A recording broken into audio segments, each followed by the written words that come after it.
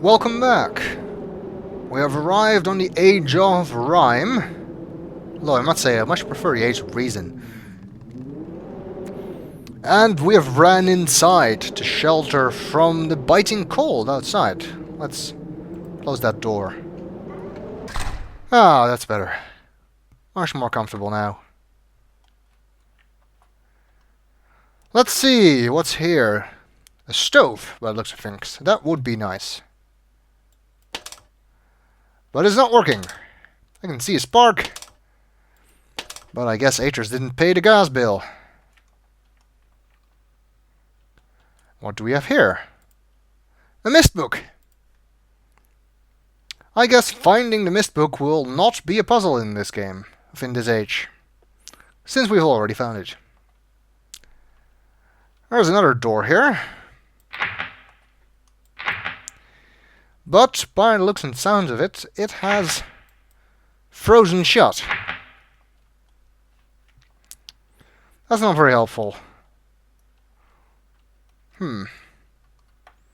This looks like a drawing of, I guess, the crystals and those geodes that Atrus mentioned in the journal, with some dunny writing under them. Which is a bit weird, because Atrus usually writes in English.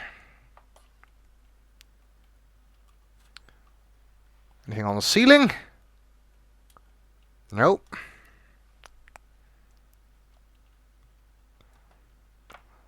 Let's see if we can get some heat in here, which would actually be quite nice. Looks like there's a pipe, and come to think of it, I actually saw a pipe on the outside as well. Let's take a look.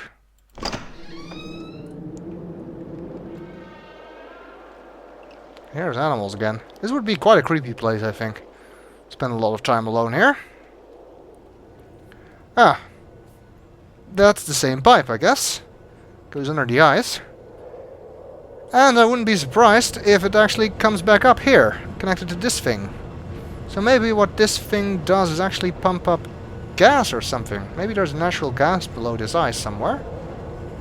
And that's what this thing is pumping up and processing somehow. There's a valve here.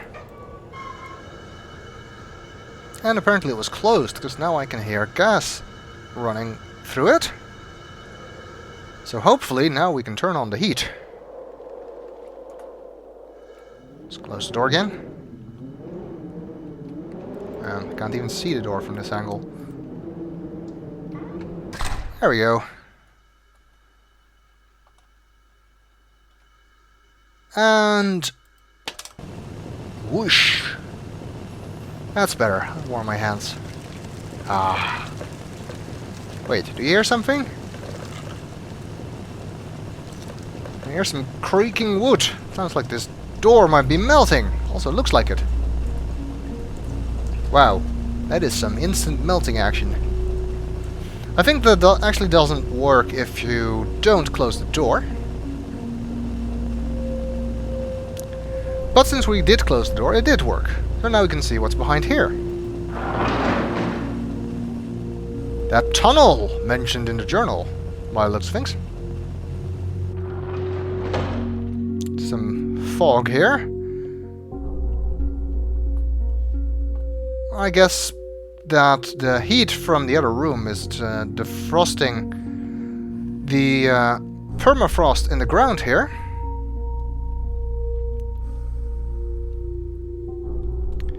Causing that fog. That's just a guess, though. Well, end of the line. But it looks like we found yet another elevator. Can we go down? Nope. I suppose this goes up to that observation point. Take a look. Well, this is just a lot of moving wall. Top floor. A nice view here of those towers. And supposedly of those lights. Except they aren't visible right now. Well, let's see what this does. Yikes!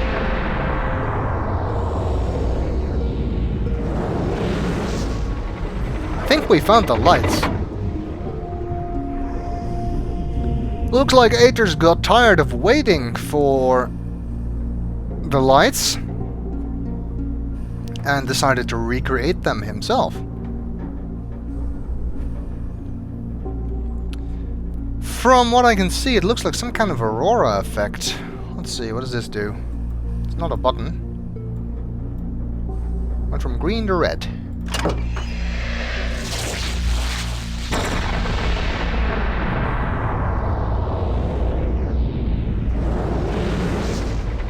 It changed the color of the lights. I suppose that the high voltage somehow ionizes the atmosphere, causing this effect. Much like the Aurora Borealis, where that same effect is caused by ionization caused by solar radiation at northern latitudes, so I guess that's also what causes that effect in this age. But it seems that Aegis can replicate it with some kind of high voltage electricity spikes. Must have been a lot of work to build those towers out in those icy cold waters. Also, I hope we didn't just fry those fish we saw. Does this have any more settings? Purple.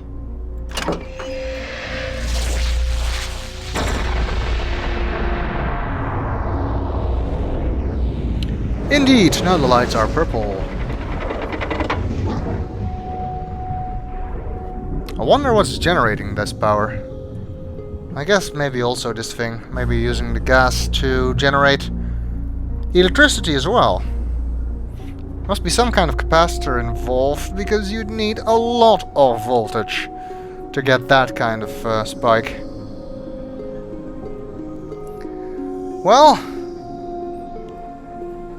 is that all there is to this age? What about those crystals and geodes and machine ages? Wait! There's a button.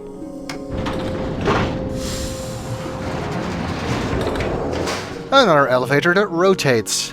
Why am I not surprised? Looks like Aether's made himself a study.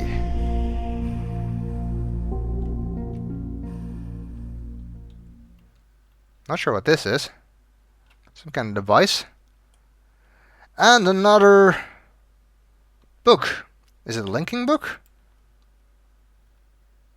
It's a picture of one of the crystals on the front. Nope, it is another journal. Well, let's see what it says. Before spending any more time with my experiments, I have decided that I must finish construction. I have brought both Cirrus and Achenar this time. The shaft is almost finished, as is the observation post. Both boys prefer it inside, where it is warm, protected from the cold. Achenar sits in the observation post for hours, while Cirrus is consumed with the crystals and the glimpses of ages that we were able to see. Neither of them shows any real desire to leave. I cannot remember the last time my son spent so much time with me in an age. After more experimenting with the shapes of the crystals, we were able to get a nearly perfect view of an age inside of the book. Looks like a crystal viewer combination like the ones from Myst 4. But unfortunately the fifth crystal is not visible. There's a coffee stain. I guess Aether's put his cup on this book or something. Cirrus wanted the link immediately, not understanding the link was only visual. Without the ink, the crystals do not bind onto a particular age. Because of this, the crystals have an interesting side effect. It is possible to change the crystals and watch the age change. While in reality we are seeing a vast number of distinct, though similar, ages, displaying the current age defined by the crystals. It appears as though we are changing the original age. Next are the lights. My sons seem much more interested in the lights of the night sky right now. Their only interest in the crystals seems to be whether or not we can view Channelwood or Stoneship, two ages I have not seen in a long while. It is possible to view the ages, although the time it would take to find the correct combination would be prohibitive. I do not consider my task with the crystals complete, but I would rather keep Cirrus and Achenar excited and here, so we will move on to the lights. I think it is better to keep Riven from them, and so it is just as well that we move on to something else. I will view that place later. The lights are curious. Although I originally thought the effect to be an organic one, I now believe it to be electromagnetic in origin. I think the effect could be triggered somehow. It's something that we have to try, and if Cirrus and Achenar have their way, it will be soon. I have never seen either of them so interested in my experiments, and I do not want to dampen their enthusiasm. It seems they have forgotten about the crystals now. I'm not sure either of my sons was expecting the amount of work it would take. It has turned out to be a challenge working above the cold waters where the wind cuts through clothing and skin like a sharp knife. Still, even amidst the dark cold, they are driven to complete the task. It is a side of them that I have not seen before. Another hard day, but we have erected the first of 3 towers. I am too tired to write tonight. It has been a week. The second and third towers are up. We only need to connect the power. I'm exhausted, as are Cirrus and Achenar. However, they have no intention of quitting, and that drives me. The towers are finished, as is the power to each of them. Power will be conducted directly through the saline sea, alleviating the need for stringing wires, and enabling us to locate the towers a comfortable distance away. Most of the remaining work can be accomplished inside, for which I am grateful. I'm tired of the cold. I look forward to the warm beaches of Myst Island. Perhaps we all deserve a break. We only spent a day with Catherine before returning. We were here only a minute before we again began to experiment with the towers and the electromagnetic discharges. We were able to create an arc for the first time between 2 towers. Its reflection in the cold waters was magnificent. We are close now. Tomorrow, after adjusting the voltage, we will know just how close. The beauty is awe-inspiring. At our command, multicolored waves of light dance across the dark sky. Brilliant flashes of white lightning that make the display even more amazing precede them.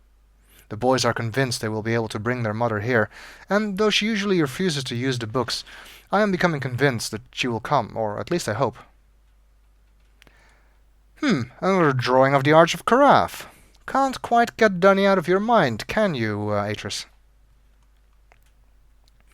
As for me, I must return to Myst, or some other warm place. There's more to accomplish here, but I long for the sun, and I will spend some time under its glow before returning. Catherine had to come after I told her of my intentions to use the crystals to view Riven. She is now consumed with the setup of the geodes and the crystals, and encourages me daily as I try to uncover the combination that will allow me a view of that age. Cirrus and Achenar did not come this time. I must return to Everdunes. I believe that a few of the crystals I left in Everdunes may help me here. Catherine has returned home for now, but she will meet me on Myst Island in 3 days. I think I will be ready by then. Okay, just some more background about this H. It seems that Atris and Cirrus and Achenar built these towers to replicate the lights as we've seen. It's kind of nice to read about the 3 of them working together in happier days before all of the destruction happened and the brothers got trapped. We cannot open the drawer. I am disappointed by that.